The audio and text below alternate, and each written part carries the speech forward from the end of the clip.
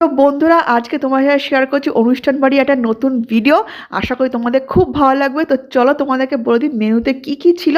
তো প্রথমেই দেখতে পাচ্ছ প্লেটে পড়ে গেছে গরম গরম কচুরি, কড়াইশুঁটির কচুরি, তার সাথে ছিল চানা মশলা, আর ছিল পিস রাইস আর মুগের ডাল, সাথে ছিল বেগুনি বাটার ফ্রাই, যেটা কিন্তু দারুণ হয়। তো প্রথমেই শুরু করে দিলাম গরম গরম কচুরি আর চানা মশলাটা দিয়ে, দারুণ লাগছিল খেতে।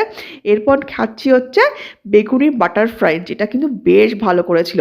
তারপর পাতে পড়ে গেছে দেখতে পাচ্ছ কাতলা মাছ, একটা বড় পেটির পিস, কারণ আমার কাতলা মাছের পেটির পিসগুলো খেতে বেশ ভালো লাগে।